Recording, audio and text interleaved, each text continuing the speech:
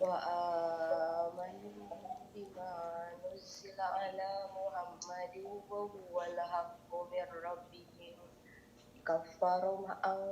كفر عنهم سيئاتهم وأصلح بالهم ذلك بأن الذين كفروا اتبعوا الباطل وأن الذين آمنوا اتبعوا الحق من ربهم كذلك بيضرب الله للناس أمثالهم Sadaqallahul azim. Dan orang-orang yang beriman kepada Allah dan mengerjakan kebajikan serta beriman kepada apa yang diturunkan kepada Muhammad, dan itulah kebenaran dari Tuhan mereka. Allah menghapus kesalahan mereka dan memperbaiki keadaan mereka. Yang demikian itu karena sesungguhnya orang-orang kafir mengikuti yang batil, dan sesungguhnya orang-orang yang beriman mengikuti kebenaran dari Tuhan mereka. Demikianlah Allah membuat perumpamaan bagi manusia.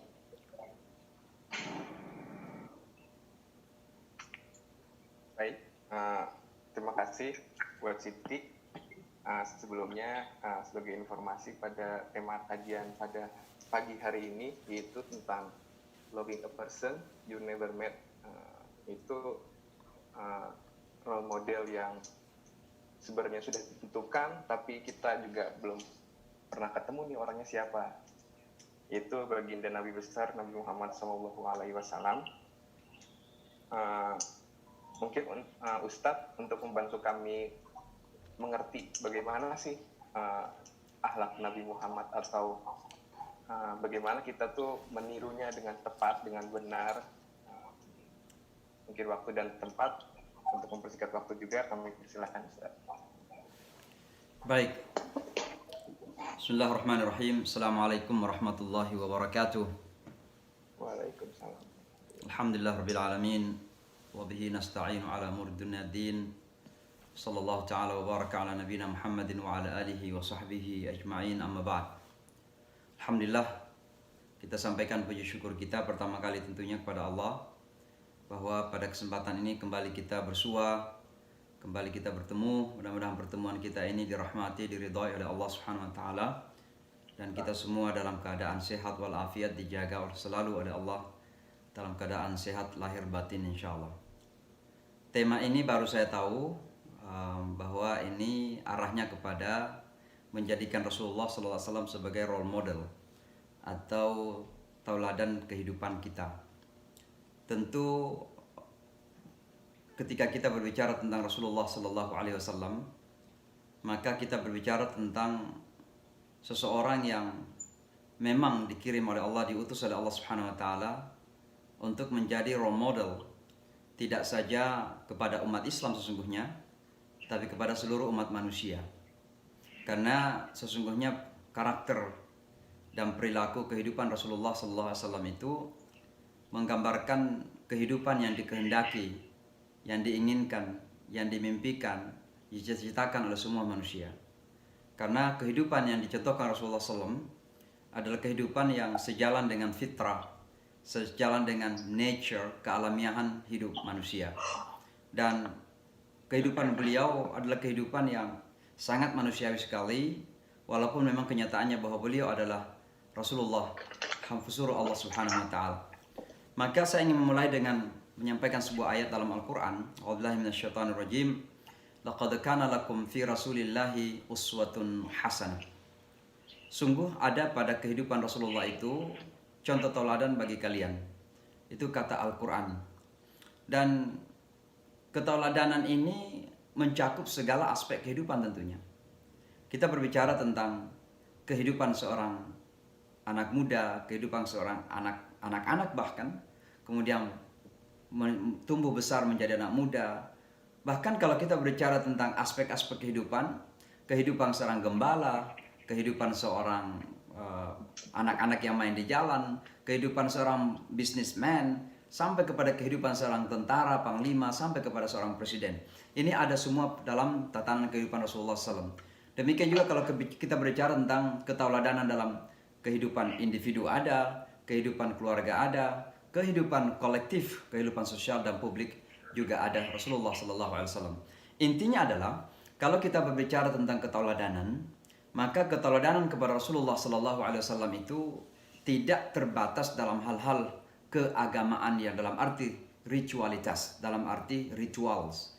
Sehingga di sini ada dilema ketika orang mengatakan ikut kepada sunnah Rasulullah SAW.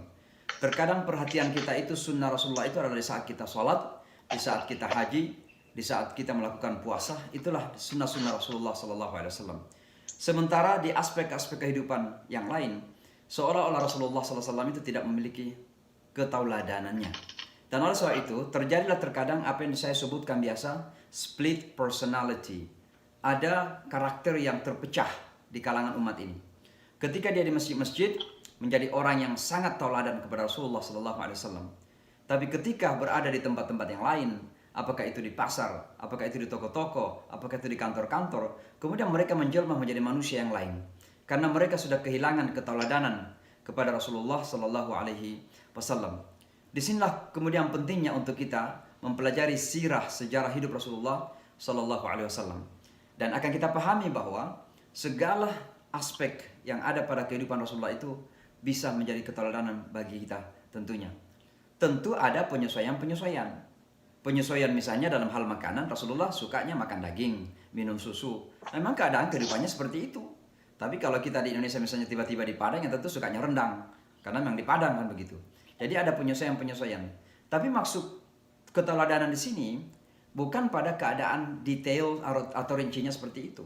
Tapi bagaimana membangun kehidupannya sebagai manusia yang memiliki karakter, memiliki kehidupan yang terhormat, memiliki kehidupan yang memiliki izzah atau dignity di dalam hidupnya. Itulah Rasulullah SAW. Jadi Rasulullah adalah contoh tauladan untuk kita semua dari E sampai Z di dalam kehidupan kita. Ketika kita sudah mulai membagi-bagi kehidupan Rasulullah, yang kita ikuti, yang lain kita tidak ikutin, maka disitulah kemudian terjadi double standard personality. Terkadang terjadi karakter yang terpecah. Ya. Dan ini sangat berbahaya dalam kehidupan umat. Nah, kembali kepada kesalahan Rasulullah SAW, itulah yang disebut dengan sunnah Rasulullah SAW. Maka kalau kita mengatakan kita ikut kepada sunnah Rasulullah SAW, sayang sekali bahwa umat sekarang ini terkadang fokusnya kepada dua hal. Yang pertama adalah ibadah-ibadah ritualnya. Jadi Rasulullah itu sholatnya bagaimana caranya, angkat tangannya bagaimana, meletakkan tangannya bagaimana, ketika ada ruku bagaimana, dan seterusnya dan seterusnya. Ketika Rasulullah berhaji bagaimana yang paling beliau suka, yang paling beliau lakukan. Ketika berpuasa apa saja yang Rasulullah SAW lakukan. Fokus kita, konsentrasi kita kepada hal ritual. Ada juga sebagian umat konsentrasinya kepada bentuk fisikal Rasulullah SAW. Dan ini juga menjadi sangat dilema.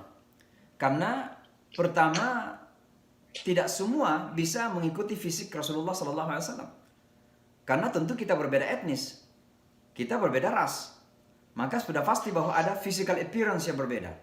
Nah, jadi kalau kita bisa misalnya akan bangga dengan panjang pendeknya janggut kita, maka tentu kita orang Indonesia yang janggutnya rata-rata hampir tidak ada, maka berarti kita kurang imannya dong, kita kurang Islamnya dong gara-gara itu. Maka ada terkadang orang yang fokus kepada mengikuti sunnah Rasulullah dalam hal fisikal misalnya. Demikian juga pakaian Rasulullah SAW. Ya. Bagaimana terkadang orang tiba-tiba merasa paling Islami, paling hebat dalam iman ketika sudah memakai pakaian Arab. Padahal jangan lupa pada zaman Rasulullah SAW, Abu Bakar, Abu Jahal juga itu memakai baju jubah, nggak memakai jeans dong. Abu Jahal ketika itu memakai baju jubah. Jadi sekali lagi, saya kira pemahaman sunnah yang dilematis seperti ini perlu kita koreksi. Bahwa sekali lagi harus ada pemahaman yang benar tentang apa yang sesungguhnya yang dimaksud dengan mengikut kepada sunnah Rasulullah Sallallahu Alaihi Wasallam. Ikut kepada sunnah Rasulullah SAW ini merupakan bagian dari tanda kecintaan kita kepada Rasulullah Sallallahu Alaihi Wasallam. Allah berfirman di surah Ali Imran, "A'udzubillahi minasyaitonirrajim. Qul in kuntum tuhibbunallaha fattabi'uni yuhibbukumullah wa yaghfir lakum dzunubakum. Wa man yuti'illahu wa rasulahu faqad faza fawzan 'azima." Katakan kepada pengikutmu wahai Muhammad, kepada orang Islam, kalau kamu cinta kepada Allah, maka ikutlah kepadaku. Artinya ikutlah kepada sunnah-sunnah Rasulullah sallallahu alaihi wasallam. Dengan cara seperti itu, yuhibbukumullah, Allah akan cinta kepadamu. Nah, untuk mendapatkan keridhaan Allah, untuk mendapatkan kecintaan Allah, maka kita perlu cinta kepada Allah dan Rasulnya. Dan cara cinta kita kepada Allah dan Rasulnya adalah ikut kepada sunnahnya Rasulullah sallallahu alaihi wasallam. Tapi sekali lagi, ikut kepada sunnahnya Rasulullah sallallahu alaihi wasallam ini bukan hanya sekedar pada aspek istilah tadi, tapi sesungguhnya kita usahakan pada seluruh aspek kehidupan Rasulullah sallallahu alaihi wasallam. Dan ada aspek-aspek yang bersifat universal. Misalnya makan minum itu universal. Caranya misalnya makan dengan tangan kanan, baca doa, minimal baca bismillah, selesai makan baca hamdalah, itu salah satu yang universal. Karena orang Arab, orang Indonesia, orang Cina semuanya bisa melakukan hal seperti itu. Dan itu tidak terkait dengan kultur dan budaya. Masa kita mengatakan kita budayanya makan dengan tangan kiri? Kan nggak ada orang mengatakan budayanya makan dengan tangan kiri. Barangkali kalau leftis, ya seperti Bill Clinton kalau nulis sumbang tangan kiri. Tapi itu pun mungkin kalau orang Islam bisa melatih untuk makan dengan tangan kanan. Artinya apa? Ada sunnah-sunnah yang bersifat universal yang tidak perlu diikat oleh dinding-dinding batas-batas etnisitas misalnya. Bahwa dia orang Arab atau non-Arab. Misalnya mau tidur, apa sunnah Rasulullah SAW? Bangun dari tidur, apa sunnah Rasulullah SAW? Masuk kamar mandi, apa sunnah Rasulullah? Keluar dari kamar mandi, apa sunnah Rasulullah SAW? Semua ini kita lakukan bukan sekedar ikut-ikutan, tapi semua ini kita lakukan karena rasa kecintaan kita kepada baginda Rasulullah SAW. Dan kecintaan kita kepada Rasulullah SAW ini akan menjadi salah satu kunci terpenting bagi kita untuk membersamai atau bersama-sama dengan Rasulullah di surga nanti. Ada sebuah hadis yang mengatakan begini. Jadi suatu ketika seorang sahabat datang kepada Rasulullah SAW. Dan sahabat ini bertanya, "Ya Rasulullah, mata sa'ah?" Wahai Rasulullah, kapan sih hari kiamat itu terjadi? Rasulullah tidak menjawab. Minimal mungkin ada dua alasan. Pertama, karena memang beliau tidak tahu. Ilmu sa'ah hari kiamat itu bagian dari alam gaib. Itu adalah kegaiban yang akan terjadi kapan dan di mana ketika Allah menentukan, dan Rasul tidak punya ilmu itu. Maka beliau tidak memberikan jawaban. Yang kedua, Rasul ingin menyampaikan kepada beliau sahabat bahwa pertanyaan ini is not really matter, enggak terlalu penting. Ya, enggak terlalu penting. Kenapa? Karena ada sesuatu yang lebih penting lagi, dan itulah yang kemudian ditanyakan Rasulullah. Ditanya kedua kalinya Rasulullah diam. Ketiga kalinya Rasulullah kemudian bertanya balik. "Famadza a'dadta laha?" Apa yang kamu sudah persiapkan? Sesungguhnya Rasulullah ingin mengatakan begini. Mempertanyakan kapan terjadinya itu it doesn't matter. Itu sesuatu yang penting sekali.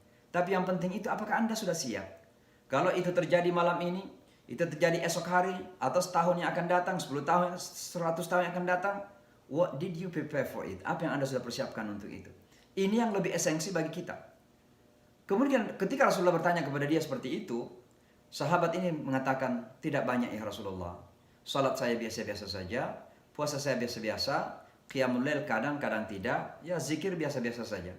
Ghaira anni uhibbullah wa rasulahu. Tapi saya cinta Allah dan Rasulnya. Tiba-tiba apa kata Rasulullah kepada beliau? Anta ma'aman ahbabta yaumal qiyamah.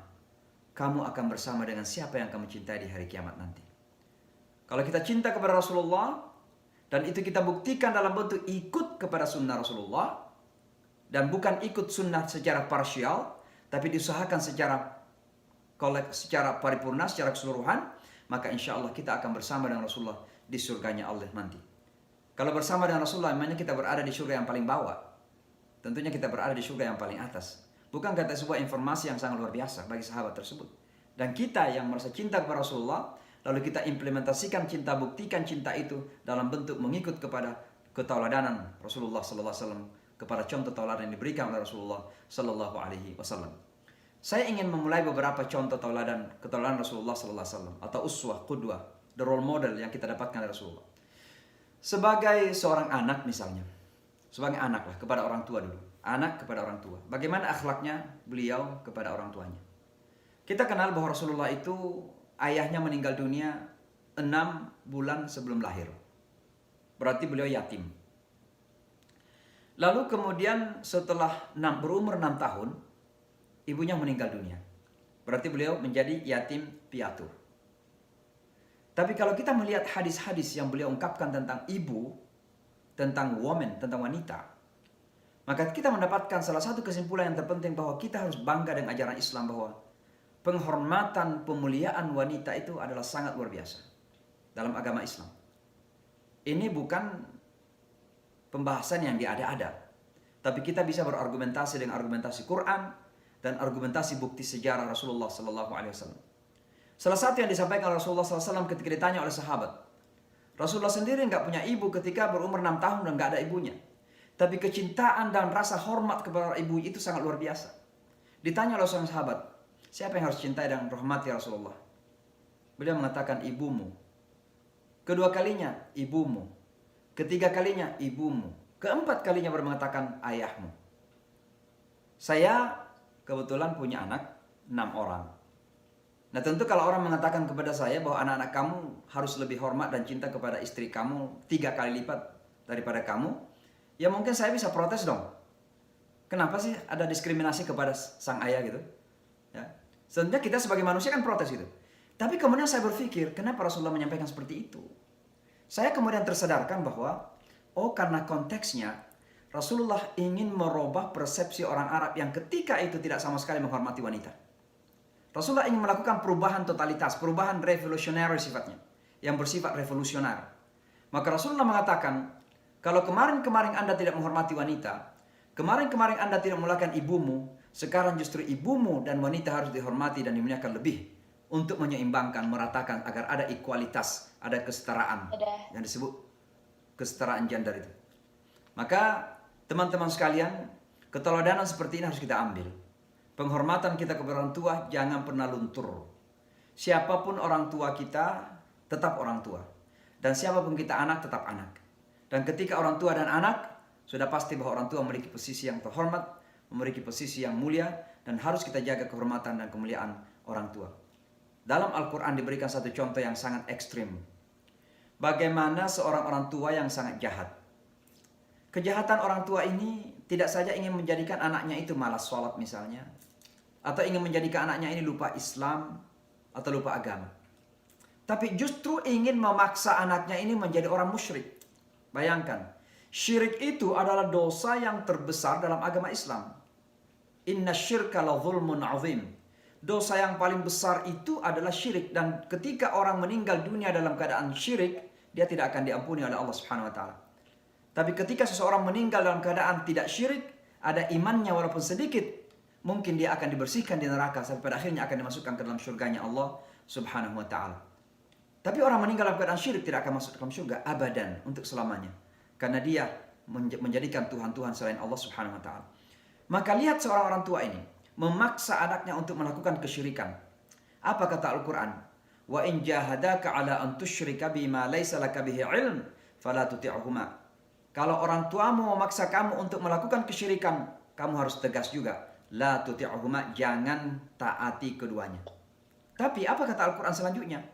Wa sahibuhuma fid dunya ma'rufa. Tapi kamu harus, itu wajib diperintahkan di situ. Sahib itu kata perintah. Tapi membersamailah mereka. Accompany them. Kamu harus bersahabat dengan mereka. Harus hidup dengan mereka. Bil ma'ruf, dengan cara yang baik. Dengan cara yang santun. Dengan cara yang sopan. Dengan cara yang terhormat. Dengan cara yang mulia. Artinya apa? Mengatakan tidak pun kepada orang tua. Harus dengan cara yang mulia. Harus dengan cara yang terhormat. Demikian mulianya kedudukan orang tua kita. Demikian terhormatnya kedudukan orang tua kita. Sampai Rasulullah SAW. Siapa pengganti ayahnya setelah meninggal dunia ibunya? Neneknya, Abdul Muttalib. Ketika berumur 9 tahun. Lalu siapa yang menggantikan neneknya untuk memelihara beliau? Pamannya, namanya Abu Talib. Luar biasa cintanya kepada pengganti ayah-ayahnya itu. Cinta kepada kakeknya, cinta kepada pamannya. Padahal pamannya mati dalam keadaan tidak mengikrarkan la ilaha illallah. Kalau Abu Talib meninggal sebelum Nabi diangkat menjadi Nabi, berarti beliau punya kesempatan dimaafkan oleh Allah Subhanahu wa Ta'ala. Karena Nabi belum diangkat. Tapi Abu Talib, pamannya, meninggal ketika Rasulullah sudah menjadi Nabi. Sementara Abu Talib tidak menerima Islam. La ilaha illallah. Tapi beliau menangis ketika meninggal pamannya itu. Kenapa? Demikianlah cintanya kepada pamannya tersebut. Kepada orang yang musyrik, kepada orang yang kafir, seorang Rasul cinta kepada pengganti ayahnya, Abu Talib tersebut. Itulah akhlak beliau kepada orang tua. Maka ini satu keteladanan yang harus kita ambil, bahwa jangan pernah sama sekali tidak menghormati orang tua. Siapapun, sekali lagi, saya selalu ingatkan teman-teman kita di sini yang di Amerika yang datang sebagai imigran. Ya orang tuanya rata-rata datang pekerja, kerja di restoran, sopir taksi dan sebagainya. Kemudian anaknya tiba-tiba mendapatkan college yang baik, masuk di universitas yang baik karena dapat beasiswa misalnya, kemudian memiliki posisi pekerjaan yang baik. Itu tidak merubah status anak dengan orang tua. Anda keluaran Harvard University atau MIT atau Oxford University, Princeton atau Cornell, apapun itu yang hebat-hebat, tapi Anda juga tetap anak dari orang tua yang harus Anda hormati itu, walaupun dia tukang taksi misalnya. Itulah orang tua kita. Teman-teman sekalian, mari kita ikuti keteladanan Rasulullah Sallallahu Alaihi Wasallam.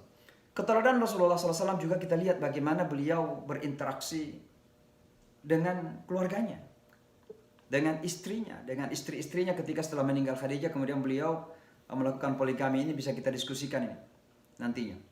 Tapi intinya adalah Rasulullah sendiri mengikrarkan, menyampaikan kepada sahabat-sahabatnya, khairukum khairukum li ahli wa ana khairukum li ahli.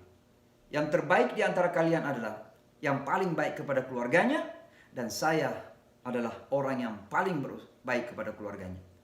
Istri-istrinya tidak pernah mendengarkan kata-kata yang kasar. Rasulullah Sallallahu Alaihi Wasallam kalau sampai ada sesuatu yang dia tidak suka, palingan diam, tidak pernah mengeluarkan kata-kata yang menyakitkan. Begitulah Rasulullah Sallallahu Alaihi Wasallam. Bayangkan suatu ketika istri-istri beliau ini kan sudah mulai maju umat Islam ketika itu. Sudah mulai menang dari Mekah, sudah mulai Madinah sudah dikuasai. Kemudian kira-kira istilahnya Rasulullah sudah menjadi raja ketika itu. Tapi kehidupannya sederhana. Kehidupan beliau sangat sederhana. Sampai rupanya suatu ketika istri-istrinya ini mulai terpengaruh dengan kehidupan para raja-raja di tempat-tempat lain. Misalnya di Roma. Roma ketika itu dan Persia, raja-raja kehidupannya mewah. Rupanya mereka terpengaruh, tergoda. Maka mereka berkumpul, para istri ini melakukan musyawarah. Kira-kira ingin menekan Rasulullah Sallallahu Alaihi Wasallam agar diberikan jatah kehidupan yang lebih baik. Apa kata Allah dalam Al-Quran? Istri-istri kamu bisa memilih kamu atau memilih dunia. Tapi Rasulullah dalam hal ini menyikapi dengan sabar, dengan santun, tidak berkata kasar, tidak memarahi istrinya, padahal Allah sudah menegur istri tersebut. Itulah karakter Rasulullah Sallallahu Alaihi Wasallam. Bahwa dia berusaha terus untuk begitu santun cinta kepada istrinya. Bayangkan ya, istrinya pertamanya kan Khadijah tuh. Dan Khadijah itu kan menjadi istri satu-satunya beliau sampai meninggal dunia. Dan Khadijah itu dinikahi ketika berumur 40 tahun, Nabi berumur 25 tahun. Jangan membayangkan umur 40 tahun seperti bintang film sekarang. Yang selalu pergi ke facial, ada make up apalah sebagainya. Ini di desert. Ya, di padang pasir. Ya, seorang wanita 40 tahun itu kira-kira gimana kan keadaannya seperti itu. Walaupun Khadijah itu businesswoman, sangat kaya waktu itu dan punya pengaruh. Tapi bagaimanapun juga, ya tidak sehebatlah cara merawat kecantikan wanita saat ini. Tapi Rasulullah memilih beliau sebagai istrinya. Maksud saya yang saya ingin sebutkan di sini, waktu Khadijah meninggal, itu Rasulullah terpukul betul. Sampai tahun itu disebut sebagai Amul Huzn, tahun kesedihan. Karena meninggalnya istri tercinta Rasulullah Sallallahu Alaihi Wasallam. Seorang istri yang mungkin ketika beliau sudah berumur 40 tahun, berarti istrinya sudah 60 tahun. Rasulullah berumur 40 tahun, berarti 55 tahun istrinya. Ketika beliau berumur 53 tahun, karena 13 tahun di Mekah, istrinya sudah berapa tahun itu? Sudah sangat tua sebenarnya. Tapi kecintaan kepada istrinya luar biasa. Sampai-sampai ketika istrinya meninggal dunia ini, itu beliau terpukul betul. Saking cintanya kepada istrinya. Ya, inilah sebuah cinta sejati. Bukan karena kecantikannya, bukan karena uangnya, bukan karena popularitas yang dimiliki sang istri. Tapi beliau cinta kepada istrinya karena memang ada ikatan batin yang terjadi. Dan itu salah satu doa kita. Ya Allah, jadikan kami cinta kepada suami atau istri sebagaimana Engkau jadikan Muhammad cinta kepada Khadijah radhiyallahu anha. Sampai-sampai ketika beliau sudah menikah di Madinah ketika itu, beliau selalu menyebut-nyebut nama istrinya Khadijah yang sudah meninggal itu. Dan itu menjadikan istrinya yang lain jealous atau cemburu. Ini satu contoh saja teman-teman bahwa betapa keteladanan Rasulullah dalam rumah tangga itu sangat luar biasa. Demikian pula kalau kita ambil dalam kehidupan yang luas. Pergaulan beliau kepada sahabat-sahabat, bagaimana berkata kepada sahabat-sahabat, bagaimana menyikapi setiap permasalahan-permasalahan yang datang dari para sahabat. Satu contoh misalnya ya, ini kan pelajaran betul bagi para ulama misalnya, para ustadz. Ada seseorang yang baru nikah, dan ini saya menyampaikan bukan candaan, memang betul karena kita di bulan Ramadan.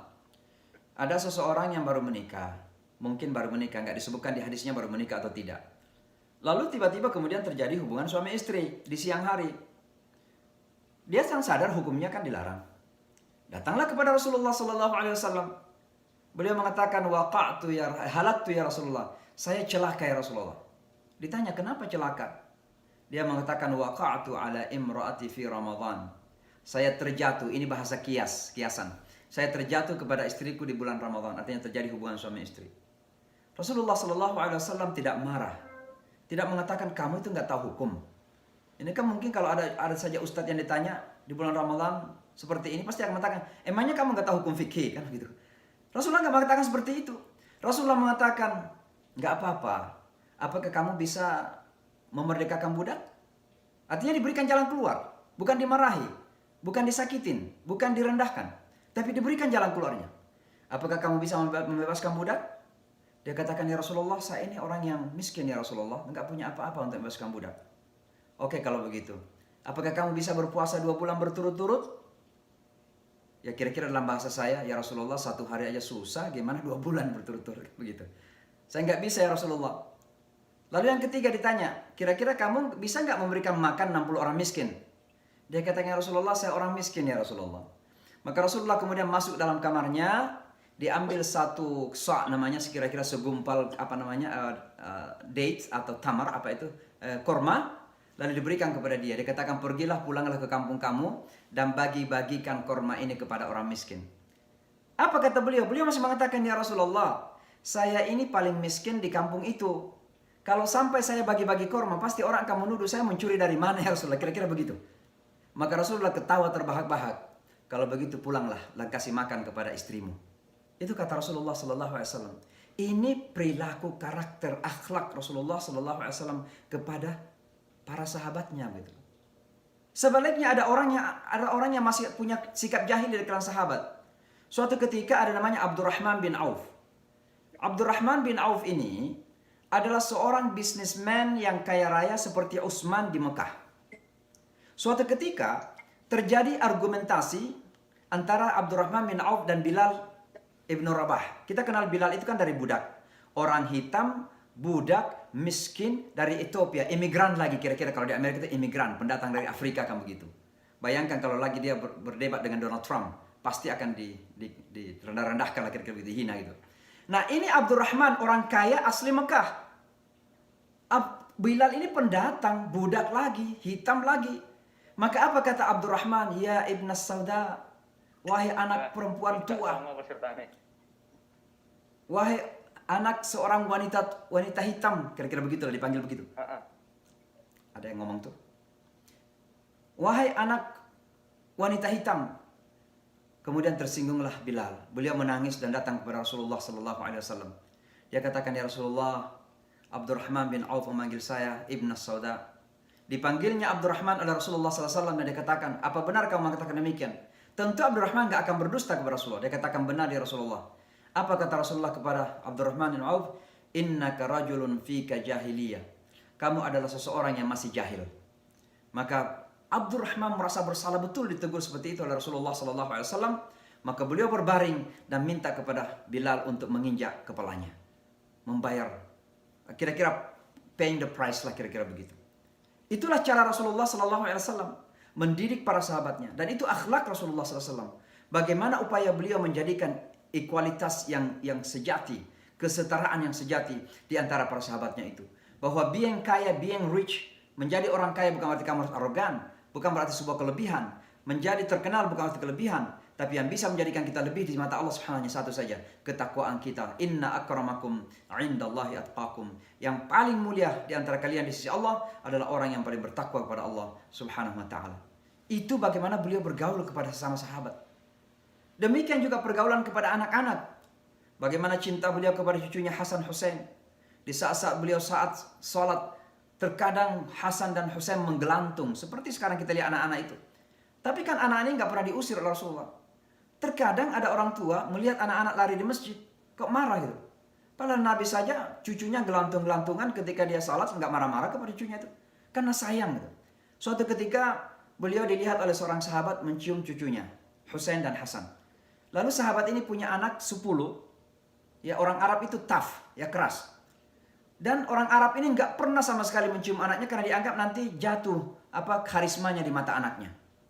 Maka dia katakan, ya Rasulullah, atuqabbil kamu mencium anak-anak? Dia katakan iya. Dia katakan, saya punya anak 10 ya Rasulullah, dan saya tidak pernah mencium anak-anak saya. Apa kata Rasulullah? Man la yarham la yurham. Siapa yang tidak punya kasih tidak akan dikasihi. Siapa yang tidak punya rahmah, kasih sayang kepada orang, Allah tidak akan punya kasih sayang kepada dia. Sampai kepada orang tua pun, kalau tidak punya kasih sayang kepada anak, Allah tidak akan sayang orang tua tersebut. Itulah Rasulullah SAW mendidik para sahabatnya. Bahkan perlakuan kepada non-muslim. Perlakuan kepada non-muslim bagaimana Rasulullah SAW memperlihatkan karakter yang agung, akhlakul karimahnya. Suatu ketika ada seorang ibu di Mekah, seorang ibu tua. Beliau kerjanya mencari kayu bakar, kayu bakar lah untuk memasak. Dan ini dijual kepada orang. Dan sampai sekarang masih ada orang yang menjual kayu bakar untuk bikin sate atau sekedar untuk api unggung misalnya di Amerika. Oh, saya lihat ada toko-toko jual api. Rupanya itu dari Mekah juga dulu seperti itu. Nah, ibu ini mengumpulkan kayu-kayu karena susah kayu ketika itu di Mekah untuk dijual. Tiba-tiba suatu ketika ibu ini sudah tua mengumpulkan kayu yang banyak. Akhirnya beliau sendiri nggak bisa mengangkat itu. Beliau sudah minta tolong ke banyak orang. Tolong aku diangkatkan, nggak ada satu orang pun yang mau membantu. Tiba-tiba datanglah seseorang yang masih relatif muda, umurnya sekitar 40 tahun lebih sedikit, dan langsung saja diangkat kayu itu dan dibawakan bersama ibu ini ke rumahnya. Di jalan ibu ini berbicara kepada anak muda tadi, nak, hati-hati ya. Di kota kita sekarang ini ada yang namanya Muhammad, itu orang jahat, itu pendusta, itu ahli sihir. Dia memecah belah masyarakat kita. Ada yang menolak, ada yang mengikut kepada dia. Hati-hati, jangan sampai kamu terpengaruh. Itu terus diucapkan, dinasihati ini orang yang mengangkat. Begitu sampai di rumah diletakkan. Lalu kemudian orang ini mau permisi. Lalu ibu bertanya, namamu siapa nak? Dia katakan, saya Muhammad. Saya adalah Muhammad. Itulah Rasulullah SAW. Karena akhlak inilah yang menjadikan ibu tadi ini kemudian bersyahadat la ilaha illallah Muhammad Rasulullah SAW. Ini akhlakul karimah kepada non-muslim, orang musyrik yang menjelek-jelekkan, memburuk-burukkan Rasulullah. Lihat akhlaknya Rasulullah. Saya ingin kasih contoh lagi kepada non-muslim di Madinah. Kalau di Mekah Rasulullah mungkin dianggap masih lemah, tidak punya posisi. Tapi ketika sudah di Madinah, Rasulullah itu sudah presiden. Beliau itu sudah raja. Tapi masih ada orang yang memburuk-burukkan beliau di sekitarnya. Ada seorang peminta-minta, orang miskin, orang buta lagi, dan selalu berada di jalan-jalan untuk meminta-minta. Termasuk jalan menuju masjid. Setiap orang yang lewat pasti mengatakan, hati-hati ya. Ada yang namanya Muhammad sekarang datang di kota kita Madinah ini. Dia ini orang jahat, dia itu pendusta. Hati-hati, jangan sampai kamu terpengaruh. Ini orang miskin yang peminta-minta ini mengatakan kepada semua orang yang lewat. Sampai suatu ketika Rasulullah lewat, mau ke masjid. Karena dia nggak melihat siapa yang lewat, dia juga sampaikan, hati-hati ya. Di kampung kita ini ada yang namanya Muhammad, orang gila, dia memecah belah umat. Kemudian Rasulullah SAW mendekat kepada orang ini, ya kira-kira disentuhlah dan ditanya, makanan apa yang paling disukai? Orang itu menyebutkan makanan yang paling dia sukai. Sebelum lanjut ke masjid, beliau pulang ke rumah dulu. Lalu minta kepada istrinya untuk memasak makanan yang paling disukai oleh peminta-minta tersebut. Setelah selesai sholat, beliau pulang ke rumah, diambil makanan tersebut, dibawakan kepada orang buta peminta-minta itu. Bukan sekedar dibawakan, tapi disuapin oleh Rasulullah SAW. Dan beliau melakukan ini sampai kira-kira beliau meninggal dunia. Lalu apa yang terjadi setelah meninggal dunia? Abu Bakar ingin ikut kepada semua sunnah Rasulullah, semua ketauladanan Rasulullah. Apapun Rasulullah lakukan, Abu Bakar ingin ikut. Salah satu di antaranya adalah menyuapi orang miskin yang buta ini. Maka ketika Rasulullah meninggal dunia, Abu Bakar menjadi khalifah, menjadi pengganti Rasulullah sebagai penguasa. Abu Bakar pun membuat makanan dibawa kepada orang ini, disuapin. Ketika Abu Bakar menyuapin orang ini, tangannya ditangkap. Diambil tangannya sama orang buta tadi. Abu Bakar bertanya, kenapa? Dia katakan, kok ini beda ya dengan orang yang kemarin datang. Loh, kenapa orang yang kemarin-kemarin? Dia katakan orang yang kemarin-kemarin datang itu katanya itu sangat lembut sekali, baik orangnya, beda katanya. Coba lihat teman-teman, Abu Bakar itu adalah orang yang paling lembut di kalangan para sahabat. Beliau bukan Umar. Kalau Umar memang keras. Abu Bakar itu orang yang paling lembut sekali di kalangan para sahabat. Tapi ini orang buta, miskin, Yahudi di Madinah lagi. Ini orang Yahudi kebetulan. Ya, mohon maaf kalau saya menyebutkan agama karena memang itu sejarahnya. Miskin, bersaksi bahwa perilaku Rasulullah itu sangat lembut sekali. Sangat gentle dalam perlakukan manusia. Maka saya hanya ingin mengatakan begini. Kalau kita berbicara tentang keteladanan, kalau kita berbicara tentang cinta kita kepada Rasulullah SAW, maka kita harus ikut kepada keteladanan Rasulullah SAW. Tentu bukan hanya kehidupan pribadi, bukan hanya kehidupan keluarga, tapi juga kehidupan publik. Bagaimana menjadi seorang presiden, bagaimana menjadi seorang raja, bagaimana menjadi seorang panglima, demikian seterusnya. Menjadi seorang bisnismen, itu ada contoh teladannya Rasulullah SAW. Salah satu penyebab kenapa Khadijah jatuh hati kepada Rasulullah, karena beliau sukses dalam berbisnis, tapi sukses dengan moralitas, bukan sukses dengan menipu orang. Karena ada orang yang sukses dalam bisnis, tapi memanipulasi harga misalnya. Tapi Rasulullah sangat jujur, kemudian sukses. Itulah yang menjadikan Khadijah salah satu alasannya kenapa jatuh cinta kepada Rasulullah Sallallahu Alaihi Wasallam. Maka sekali lagi, loving the man that you never met, artinya Rasulullah Sallallahu Alaihi Wasallam, kita harus ikut kepada sunnah-sunnahnya. Dan sunnah Rasulullah mencakup seluruh aspek kehidupan, utamanya karakter kemanusiaannya. Yang dipuji dalam Al-Quran itu mengenai Rasulullah, bukan salatnya, bukan puasanya, bukan zakatnya, bukan hajinya, tapi yang dipuji adalah wa innaka la'ala khuluqin azim, sesungguhnya kamu wahai Muhammad berada di atas karakter yang agung, akhlakul karimah yang sangat luar biasa. Saya kira itu saja pengantar. Mohon maaf kalau ada kekurangan, karena terus terang saya tidak tahu kalau judulnya mengarah kepada keteladanan Rasulullah SAW. Mudah-mudahan nanti kita bisa diskusikan lebih jauh, kita gali lagi sirah Rasulullah SAW bersama-sama dalam bentuk tanya jawab. Saya kembalikan kepada moderator. Wassalamualaikum warahmatullahi wabarakatuh. Waalaikumsalam warahmatullahi wabarakatuh. Makasih Ustadz untuk ceramahnya pagi ini. Mungkin saya memberi kesimpulan sedikit ringkasan tadi apa saja yang telah disampaikan, di mana Nabi Muhammad SAW itu sebagai role model yang sudah lengkap dari cara perilakunya, ritual, bagaimana dia bersosialisasi dengan orang lain atau berbisnis. Itu merupakan hal-hal yang patut kita ikuti, dan diharapkan kita bisa mengikuti hampir semua, bahkan kalau bisa semuanya, semua sunnah-sunnahnya. Mungkin untuk mempersingkat waktu, sepertinya teman-teman udah banyak yang penasaran nih, ada yang mau nanya-nanya. Mungkin dari Siti mau nanya? Iya, saya mau tanya. Tadi kan dibilang salah satu ajaran Islam yang paling baik adalah, berbeda dari agama lain, adalah menjunjung tinggi perempuan, derajat perempuan gitu ya, seperti yang diajarkan Nabi Muhammad SAW. Tapi jujur saya masih baru belajar Islam juga. Saya banyak sekali mendengar beberapa orang berbicara bahwa derajat perempuan di mata Islam itu sangat rendah. Seperti halnya misalnya ada perempuan yang masih belum berhijab, mereka banyak sekali bilang akan membawa dosa kepada saudara laki-lakinya dan ayahnya. Padahal di ayat yang lain juga banyak sekali saya membaca bahwa sebesar apapun dosa dan pahala manusia itu sendiri akan ditanggung oleh pribadi masing-masing. Itu sih Pak Ustadz yang saya masih agak bingung di situ. Baik. Karena saya banyak sekali mendengar orang-orang bicara hal-hal seperti itu. Ya. Langsung saja. Ya, langsung baik. Saja. Jadi kalau kita berbicara tentang agama, tentu kita tidak akan mendengarkan dari pembicaraan orang. Karena kalau kita mendengarkan dari pembicaraan orang, jangankan non-muslim, muslim saja banyak yang kemudian membicarakan keislaman ini tanpa ilmu pengetahuan. Kalau kita berbicara tentang agama Islam ini, maka tentu sumber aslinya itu ada dua. Itulah Al-Quran dan hadis-hadis Rasulullah SAW. Nah, coba kita berbicara tentang gender equality, kesetaraan gender dalam perspektif Al-Quran dan Sunnah misalnya. Kalau dalam Islam, kita mulai dari awal penciptaan Adam dan Hawa dulu, karena itu sejarah awal manusia. Sebenarnya kesetaraan itu sudah ada dari situ.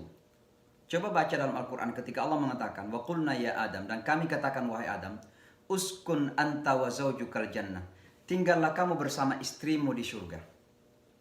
Allah tidak mengatakan wahai Adam, tinggal kamu di surga dan ajak istrimu bersama kamu, atau have some kindness, berbuat baiklah kepada istrimu. Tapi kamu bersama. Kenapa Allah tidak mengatakan wahai Adam dan Hawa, tapi dengan istrimu, agar ada ikatan istri, supaya ada kedekatan gitu loh antara suami istri ini. Tapi itu ada keseimbangan di situ, ada kesetaraan di situ. Tinggallah kamu dan istrimu secara setara dalam surga. Wa kula minha ragadan haitsu syi'tuma. Dan makanlah semua yang ada dalam surga ini secara equal. Makanlah berdua. Tidak dikatakan wahai Adam nikmati surga dan kasih sedikit kepada istrimu atau kasih sebagian kepada istrimu. Berdua kamu nikmati surga ini. And then sebaliknya wala taqraba, dan kedua kamu ada tanggung jawab hukum. Jangan berdua kami dekati pohon itu. Jangan mendekati pohon itu. Keduanya diperintah bersama-sama secara equal, secara merata, ya, secara setara. Fatakuna minaz zalimin, karena kamu dua-duanya akan mendapatkan balasannya. Artinya apa? Kalau kita jujur, maka kesetaraan gender ini itu dari awal penciptaan laki dan perempuan. Dan itulah kehebatan agama Islam. Tapi kalau kita menemukan ajaran-ajaran lain, coba deh tanya teman-teman kita yang beragama lain mengenai sejarah Adam dan Hawa dalam surga. Pasti akan mengatakan, syaitan itu datang kepada Adam, dia goda Adam, Adam gak tergoda karena dia masih kuat imannya. Datanglah kepada wanita itu. Digoda wanita itulah makan buah itu pertama. Wanita kemudian itu menggoda suaminya Adam. Jadi disalahkan dua kali wanita itu. Pertama kurang iman, yang kedua dia penggoda laki-laki, kan begitu. Tapi dalam agama Al-Quran gak disebutkan seperti itu.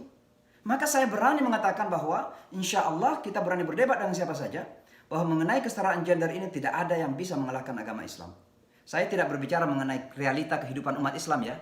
Saya tidak berbicara tentang fakta karena kita gagal mengikuti agama Islam. Di Timur Tengah misalnya wanita pernah dilarang mengendarai mobil saja kok. Saya ditanya di Amerika, di mana dalilnya Al-Quran wanita dilarang? Saya katakan pertanyaan kamu itu out of context. Loh kenapa? Kan zaman Nabi nggak ada kendaraan, yang ada mobil, yang ada onta saya bilang. Masa wanita dilarang mengendarai mobil pada zaman Nabi, nggak ada mobil waktu itu? Jadi Saudi silakan saja larang wanita mengendarai mobil, tapi jangan atas nama Islam dong. Atas nama aturan Saudi, jangan atas nama Islam. Jadi sekali lagi kalau kita jujur dengan ajaran Islam, tidak ada yang bisa menyaingi kehebatan konsep kesetaraan gender dalam agama Islam ini. Hunna libasul lakum wa antum libasul lahunna. Mereka pakaian bagi kamu, kamu pakaian bagi mereka. Laki dan perempuan itu ibaratnya apa? Saling melengkapi. Bukan hanya laki-laki saja yang selalu melengkapi wanita, tapi wanita itu, kalau laki-laki tidak ada wanita, maka mereka juga naked. Ya, mereka juga tidak lengkap, tidak sempurna. Itulah sebabnya perlu pasangan untuk melengkapi kan begitu. Ya, ini saya kita jelas. Bahkan ada beberapa ya ayat-ayat maupun hadis-hadis yang kalau kita pahami, saya merasa kok ada pemberian penghargaan lebih tinggi kepada wanita. Mau contohnya? Al-jannatu tahta aqdamil ummahat. Surga itu terletak di bawah kaki ibu. Loh, emangnya laki-laki nggak pergi berusaha? Kita keringatan tukang becak misalnya. Ya kan? Kalau ibu ya di rumah di atas atap lah. Minimal kalau nggak punya AC. Minimal di atas atap. Suaminya di luar keringatan. Dapat uang harian gitu. Untuk memberikan makan kepada keluarganya. Masa surga nggak di bawah kaki seorang ayah? Tapi kenapa surga di bawah kaki seorang ibu? Ya tentu juga kita paham bagaimana penderitaan ibu ketika hamil, melahirkan, menyusui kan gitu. Jadi artinya apa? Luar biasa penghargaan Islam ini kepada kaum wanita. Ya tadi yang 3 kali 1 itu. 3:1 saya bilang. Yang saya bisa juga iri hati ya. Kalau anak saya dikatakan anak kamu harus cinta dong kepada ibu atau hormat kepada ibunya 3 kali lipat daripada kamu. Ya saya bisa memprotes dong. Ini diskriminasi kepada laki-laki. Ya. Demikian seterusnya. Nah sekarang bagaimana dengan Al-Quran misalnya mengatakan begini. Zuyyina linnasi hubbus syahawati minan nisa'i wal banin. Telah dijadikan bagi laki-laki itu kecintaan syahwat, kecenderungan syahwat kepada wanita misalnya kan. Loh kenapa cuma wanita? Seolah-olah kan menurut penafsiran yang negatif, wanita menjadi objek lagi kan begitu. Padahal sebenarnya penghormatan. Bagaimana maksudnya? Masa wanita mau diekspos bahwa wanita itu punya syahwat besar kepada laki-laki kan gak enak. Maka wanita itu dijaga sebenarnya penghormatannya oleh Allah Subhanahu wa taala. Yang diekspos bahwa yang punya laki-laki, yang punya syahwat, dorongan, itu laki-laki saja yang didorong di situ. Padahal wanita kan punya juga ketertarikan berlaki-laki. Jadi yang namanya saling tertarik itu, ya opposite sexes itu sesuatu yang lumrah dalam kehidupan. Ya sudah sangat tidak alami kalau laki-laki nggak tertarik kepada wanita dan wanita nggak tertarik kepada laki-laki. Tapi kenapa Al-Quran cuma hanya laki-laki yang tertarik pada wanita? Agar wanita tak dijaga kemurniannya ya wanita itu halus sebenarnya. Jadi jangan selalu diekspor dengan hal-hal seperti itulah. Nah sebenarnya saya memahami dengan pandangan positif. Tapi kalau negatif orang mengatakan itu, nah lihat tuh. Wanita objek lagi ya, objek syahwat bagi laki-laki. Padahal nggak begitu sebenarnya. Nabi kita, Ini kembali kepada poligami. Nabi kita dituduh poligami karena merendahkan wanita. Ya. Ini luar biasa, tuduhannya sangat luar biasa. Nabi itu pertama menikah poligami ketika sudah berumur sekitar 50 tahun ke atas ya, sekitar hampir berapa tahun itu? 40 tahun menjadi nabi, kemudian 13 tahun lebih di Mekah, berarti 53 tahun. Kemudian ke Madinah hidup beberapa tahun, ya kira-kira minimal 56 tahun lah baru mulai poligami waktu itu. Dan yang nikahi rata-rata orang-orang tua yang suaminya meninggal dunia dan banyak anak-anaknya. Ya, itu Rasulullah Shallallahu Alaihi Wasallam. Tapi kan yang dituduh itu adalah kemudian mengumbar syahwat, hawa nafsu, segala macam. Padahal itu adalah bagian dari cara Rasulullah memperlihatkan bagaimana memproteksi wanita. Karena waktu itu orang Arab tidak bertanggung jawab kepada wanita. Ya, namanya juga orang Arab, mohon maaf ini kalau agak judes sedikit. Ya begitulah keadaannya waktu itu ya. Sekarang ya Arab Muslim lah, kira-kira beda lah sekarang ya. Imannya lebih kuat. Tapi bayangkan dulu, banyak orang Arab yang kemudian masih berkarakter jahiliyah. Maka Rasulullah perlu memproteksi wanita. Jadi sekali lagi, tidak ada sama sekali sebenarnya alasan untuk mengatakan bahwa agama kita ini tidak menghormati wanita. Tidak menghargai wanita. Yang ada memang kadang ada perilaku masyarakat tertentu yang tidak menghormati wanita. Tapi jangan karena perilaku masyarakat kemudian Islamnya yang dituduh. Negara yang paling banyak memperkosa wanita siapa? Ada yang tahu? India. India, betapa banyak wanita yang diperkosa. Tapi ada nggak yang pernah menuduh bahwa agama Hindu itu pemerkosa? Tidak menghormati wanita? Enggak ada kan? Dan kita nggak perlu menuduh agamanya orang karena perilaku manusianya. Manusia itu gagal untuk mengikut pada ajarannya yang agung dan yang mulia itu. Sama juga kita umat Islam. Kalau ada perilaku yang kurang baik kepada wanita, jangan dong agamanya dituduh. Itu tidak fair kepada agama. Dan ini yang saya selalu sampaikan kalau saya bertemu dengan teman-teman Muslim yang judes. Saya selalu memberikan presentasi Islam di beberapa universitas. Dan salah satu pertanyaan yang ditanya adalah mengenai wanita ini. Saya akan memberikan dengan sujudnya saja. Saya memberikan dengan sujudnya bahwa alhamdulillah dalam Islam itu wanita tidak dianggap tangan kanannya setan. Coba lihat tadi Hawa itu. Kan dianggap tangan kanan setan kan? Setan gagal menggoda Adam, maka digoda wanita itu makan buah itu, lalu kemudian karena keenakan makan buah itu, dia goda suaminya. Berarti dia tangan kanan setan dong. Nah kenapa pendeta Katolik nggak mau nikah? Tahu nggak, pernah nggak dapat jawabannya? Salah satu diantaranya karena wanita adalah tangan kanan setan. Itu kata kasar saya, tapi itu realitanya. Dianggap sebagai penghalang untuk dekat kepada Tuhan. Karena para pendeta Katolik itu adalah holy. Mereka adalah orang-orang yang suci. Ya. Jadi kita jujur saja dalam agama kita ini. Saya kira begitu ya. Apalagi pertanyaan tadi? Itu aja.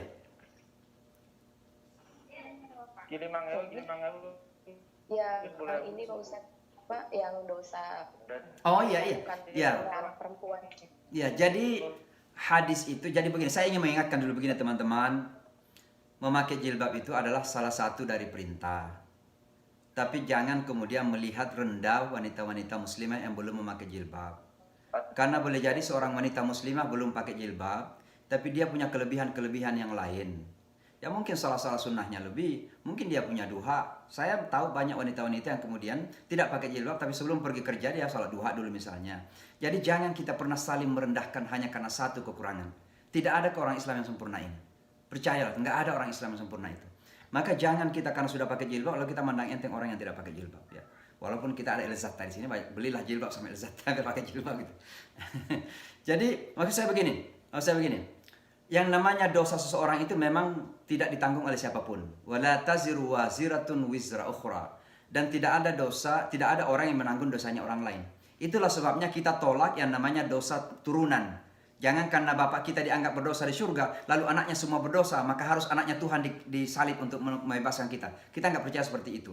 Nah, lalu apa maksudnya ketika seorang anak misalnya, bukan hanya jilbab di sini sebenarnya, mungkin secara kebetulan jilbab saja disebut. Misalnya anak tidak mau baca Quran, tidak peduli dengan agama, tidak mau salat lagi. Kenapa sampai orang tua diancam seperti itu? Bukan berarti menanggung dosa anaknya, bukan. Tapi menanggung dosanya sebagai orang tua yang tidak bertanggung jawab. Di situ tempatnya. Karena seharusnya orang tua mendidik anak dong. Memberikan pengertian kepada anak. Nah kalau orang tua sudah mendidik anak, sudah mengajar anaknya agama, tapi toh juga masih ditolak, tidak mau melakukan, ya itu sudah tanggung jawabnya sudah tidak ada lagi. Ya kan itu semua. Tapi kalau memang orang tua ini nggak pernah bertanggung jawab, bukan hanya jilbab saja, anaknya tidak peduli agama secara umum misalnya, maka pasti dia akan bertanggung jawab. Kenapa? Karena anak-anak itu amanah yang dititipkan oleh Allah kepada orang tua. maka jangan sampai kemudian lalai dalam mendidik anak tersebut dalam hal agama. Itu kira-kira arahnya. Jadi bukan mengambil alih dosanya orang, enggak. Dalam agama tidak, kita enggak bertanggung jawab dengan dosa-dosa yang dilakukan orang lain. Saya kira begitu ya. Terima kasih. Baik.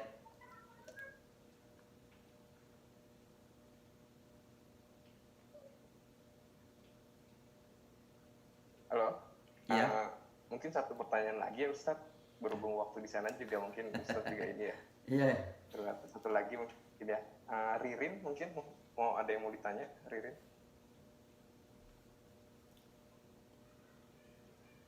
Silakan. Ririn? Assalamualaikum Pak Ustadz. Assalamualaikum warahmatullahi wabarakatuh. Waalaikumsalam warahmatullahi wabarakatuh. Ya jadi saya sebenarnya ada 2 pertanyaan. Pertanyaan pertama itu related ke topik kita hari ini. Pertanyaan kedua mungkin lebih general gitu, mengingat sekarang bulan Ramadan. Ya. Pertanyaan pertamanya sebenarnya kalau di beberapa tahun kebelakang kan kita tuh lagi pembahasan soal kesehatan mental itu lagi naik-naik banget. Nah, saya pengen tahu sebenarnya kalau di dalam Islam gimana sih, terutama mungkin sosok Rasulullah itu memaparkan ajaran Islam tentang kesehatan mental gitu. Terutama mungkin untuk usia-usia yang 20-an gitu, yang kalau berdasarkan pengetahuan sekarang ada namanya satu stage dalam hidup kita, itu ada quarter life crisis gitu. Terus pertanyaan yang kedua saya, ini sebenarnya pertanyaan teman juga sih Ustadz. Jadi kan kita itu di berbagai belahan dunia sama-sama menjalankan puasa, di mana aturannya itu dari terbit fajar sampai terbenamnya matahari. Iya. Nah, pada akhirnya aturan ini ada yang satu wilayah yang dia puasanya 11 jam, ada juga yang paling lama setahu saya di tahun itu ada di Rusia 20 jam. Nah, kan Islam itu ngasih tahu kalau misalnya puasa itu tujuannya untuk kesehatan. Nah, sementara tapi ada yang puasanya sampai 20 jam gitu. Gimana Islam, gimana manfaat puasa yang untuk kesehatan ini diimplementasikan untuk orang-orang yang puasanya sampai 20 jam gitu. Kasih Pak Ustadz. Baik. Iya, jadi yang pertama tentang mental health ya, kesehatan mental. Ini juga menjadi isu besar di Amerika sekarang ini. Maka ada beberapa istri pejabat yang secara khusus menangani kesehatan mental ini. Misalnya istri wali kota New York, itu salah satu yang dikampanyekan adalah mental health, ya, kesehatan mental. Karena banyak sekali orang-orang yang kemudian mengalami gangguan mental. Ya, macam-macam lah penyebabnya. Karena dunia ini hiruk pikuknya terlalu banyak, desakannya terlalu banyak, sehingga terkadang orang kemudian merasa terdesak dan akhirnya terjadi sebuah penyakit yang bersifat mental, fisik nampak sehat tapi sebenarnya sakit. Dan itu banyak terjadi. Jadi kalau kita kembali kepada agama Islam, maka itu semua kembali kepada situasi batin sebenarnya. Makanya Islam itu selalu menekankan kepada bagaimana menjaga situasi batin. Ya, salah satu di antaranya adalah keimanan kita itu harus diimplementasikan dalam bentuk sebuah soliditas atau batin atau kejiwaan yang kokoh. Misalnya kita mengatakan ya, kita beriman kepada Allah yang menguasai langit dan bumi, yang mengontrol kehidupan, yang membolak-balik keadaan, dan kita fokus kepada yang menguasai itu. Nah, selama kita fokus kepada yang menguasai itu, lalu kemudian terjadi perubahan-perubahan, ya, changes terjadi dalam kehidupan kita, maka sesungguhnya kita tidak akan terlalu banyak goncang. Kenapa? Karena kita memiliki pegangan, kita berpegang kepada siapa yang menguasai semua perubahan yang terjadi itu. Itulah Allah Subhanahu wa taala. Artinya apa? Kita memiliki mental yang evolve dari permasalahan, di atas dari permasalahan-permasalahan yang ada itu. Jadi seolah-olah mentalitas kita di atas di sini, permasalahannya ada di bawah sini, kerusuk-kerusuk gitu, ya. Kanan kiri, merah, hitam, putih, tidak pernah menentu. Tapi kita sudah di atas. Kenapa? Karena kita sudah berpegang kepada yang mengendalikan semua yang terjadi di bawah itu. Dan ini menjadikan state mental kita agak lebih tenang, ya. Itulah yang kemudian sebabnya Allah mengatakan, ala bi dzikrillah tatmainnul qulub. Bukanlah dengan ingat kepada Allah itu hati menjadi tenang. Dengan zikrullah itu hati menjadi tenang. Tentu zikrullah bukan mengucapkan subhanallah sambil linglung gitu, sambil lupa, sambil marah-marah mengucapkan subhanallah, alhamdulillah. Bukan begitu, subhanallah, alhamdulillah, tapi juga menggerutu gitu. Bukan. Mengucapkan subhanallah, alhamdulillah, la ilaha illallah sambil mencoba menaikkan mentalnya, dan seolah-olah mentalnya, kejiwaannya itu di atas dari semua permasalahan yang ada. Karena kita sudah bergantung kepada Yang Maha Kuasa, Allah Subhanahu wa taala. Nah, ini kan sebuah pembentukan mental yang solid itu, ya. Kemudian misalnya Al-Quran diistilahkan sebagai syifa'un lima fis sudur. Itu adalah healing daripada hati kita atau jiwa kita. Itu adalah Al-Quran. Maka sekali lagi Rasulullah SAW banyak menangani hal-hal seperti ini melalui pendekatan, pendekatan teologis, keimanan, pendekatan ubudiyah. Misalnya kalau ada orang yang dalam keadaan terdesak apapun, kemudian dia galau, dia resah, coba ambil air wudhu. Ya, ambil air wudhu, kemudian salat 2 rakaat, betul-betul coba fokus sebentar. Coba untuk sementara saja, lupakan semua yang menjadikan kita galau dan susah itu. Dan disitu akan kembali boosting, akan menguatkan kembali mentalitas kita itu. Dan itu terkadang di saat-saat seperti itulah, ketika kita galau, kita menemukan jalan keluarnya. Karena Rasulullah SAW, idza hazabahu amrun asra alis salat. Adalah Rasulullah SAW kalau dia ada masalah, dia segera sholat. Itu Rasulullah SAW. Maka pendekatan-pendekatan religius, pendekatan-pendekatan keagamaan seperti ini harus terus-menerus kita teruskan ya. Bukan berarti kemudian kita tidak berusaha untuk melakukan dengan cara-cara duniawi ya, boleh saja. Tapi terkadang cara-cara dunia ini tidak memberikan solusi yang permanen. Misalnya di Amerika sekarang ini, orang yang terkadang nggak bisa tidur dikasih obat pil misalnya. Dia orang ini nggak tidur bukan karena masalah fisik, karena masalah mental, masalah pemikiran gitu loh. Tapi dikasih pil, ya dia tidur malamnya. Kenapa? Ada drug situ. Besoknya kembali lagi sakit mentalnya itu, emosinya kembali lagi, kerisauannya kembali lagi, kegalauannya kembali lagi. Nah itu yang terjadi, perputaran yang tidak ujungnya. Ya, sebuah obat yang tidak menghasilkan akhir sama sekali. Maka sekali lagi, pendekatan Rasulullah adalah pendekatan jiwa, pendekatan kalbu, pendekatan iman, pendekatan ritual. Ya, memang betul-betul hati kita ini harus ditata terus-menerus. Karena hati kita ini rentang, ya terombang-ambing di tengah keombang-ambing dunia yang terjadi itu. Maka disitulah kemudian makna iman dan kemudian trust, tawakal kita kepada Allah Subhanahu Wa Taala. Wallahu a'lam bishawab.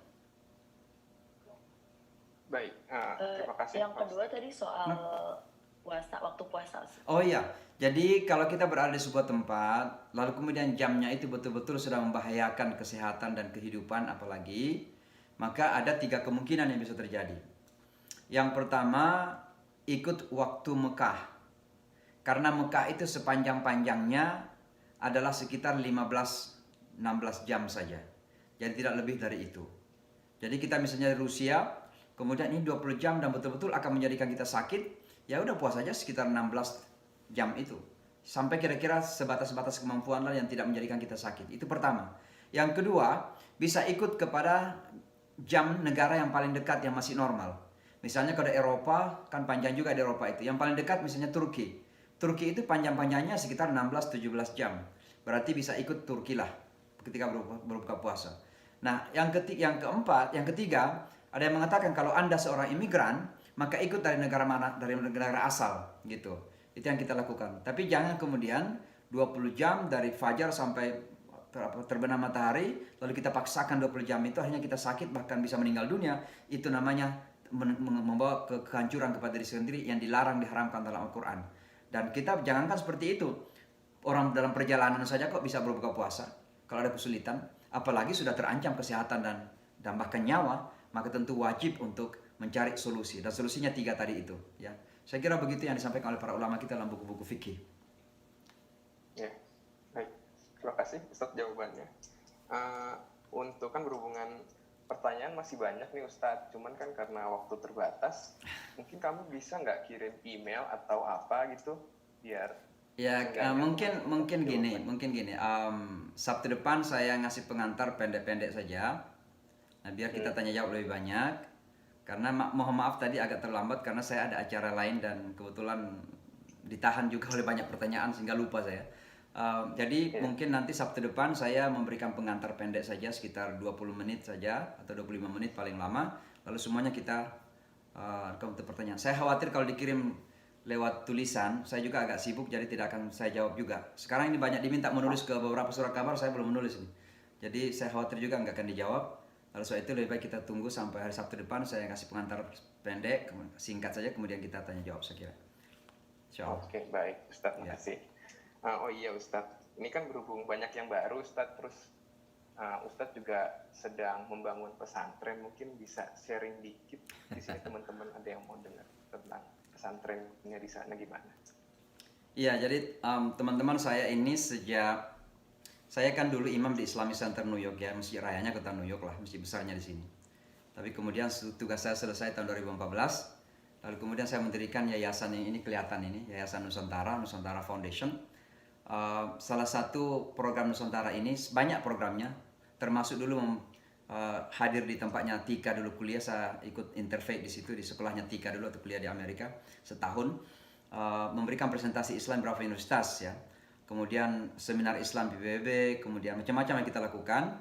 Tapi akhir-akhir ini dalam 2 tahun terakhir, saya kemudian menantang diri sendiri dan sekaligus Nusantara Foundation untuk melakukan sebuah gebrakan baru.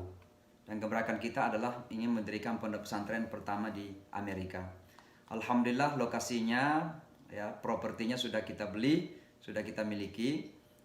Ada 7,5 hektar sebenarnya tanah ini. Saya sekarang di pesantren ini. Jadi saya di salah satu gedung ini, duduk di sini di pesantren sekarang karena 2 jam dari kota New York. Kota New York menakutkan, jadi saya lebih senang tinggal di pesantren sekarang.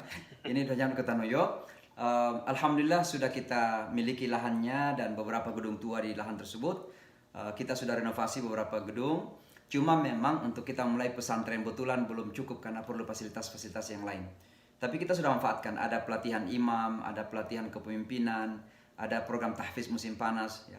Jadi sementara kita melakukan fundraising, penggalangan dana, ya minimal untuk maintaining lah, untuk membersihkan lokasi, kemudian menambah lagi renovasi gedung yang lain yang belum kita renovasi. Itu terus kita lakukan penggalangan dana sampai sekarang.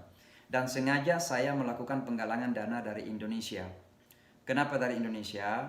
Pertama saya ingin membangun kesadaran bahwa kita sebagai bangsa muslim terbesar punya tanggung jawab dakwah di dunia internasional. Yang kedua, saya ingin menyadarkan bangsa kita bahwa kita ini bukan bangsa kecil-kecil banget. Jadi jangan setiap ada proyek besar Islam kok harus Qatar, Saudi, ya Emirat, kayak kapan Indonesia. Padahal Indonesia itu nggak miskin-miskin banget sebenarnya. Ya, coba lihat kalau musim politik, berapa uang yang dihambur-hamburkan gitu. Ya, jadi banyak uang di Indonesia itu. Ya memang masalahnya kalau uang rupiah didolarkan jadi kecil gitu. Nah itu tantangan tersendiri. Tapi saya nggak ada masalah, yang penting berkahnya saja. Jadi saya mengalukan penggalangan dana dari Indonesia untuk 10 tahun yang akan datang, 20 tahun yang akan datang, orang bisa melihat bahwa ini loh sumbangan Indonesia. Bukan proyek Saudi lagi, tapi Indonesia punya. Kita ingin bangga lah dengan Indonesia bahwa Indonesia can do something big. Bisa melakukan sesuatu yang besar gitu. Jadi kalau ini terjadi, saya kira ini gebrakan ya. Pertama di Amerika, pesantren luar negeri, dan insya Allah bisa menjadi salah satu tonggak kebangkitan Islam di Amerika. Saya kira begitu, silahkan kalau ada yang mau tahu, coba lihat di website kita, website bahasa Indonesia, nusantarafoundation.org. Ada di situ selalu diupdate kemajuan-kemajuannya, gambar-gambar dan sebagainya, bisa lihat di situ. Oke, baik. Terima kasih sharingnya untuk pesantren, Ustadz Syamsi. Mungkin berhubung waktu sudah habis juga, dan mungkin Ustadz juga butuh istirahat ya. Baru mau salat isya dan tarawih saya belum salat isya dan tarawih nih. Karena tadi saya ada acara terus lanjut, jadi ini baru mau isya dan tarawih. Insyaallah. Oke, iya mungkin bisa disudahi dulu kajian pada pagi hari ini. Terima kasih Ustadz untuk waktunya. Baik, assalamualaikum. Kajian ini saya tutup. Assalamualaikum warahmatullahi wabarakatuh. Assalamualaikum warahmatullahi wabarakatuh.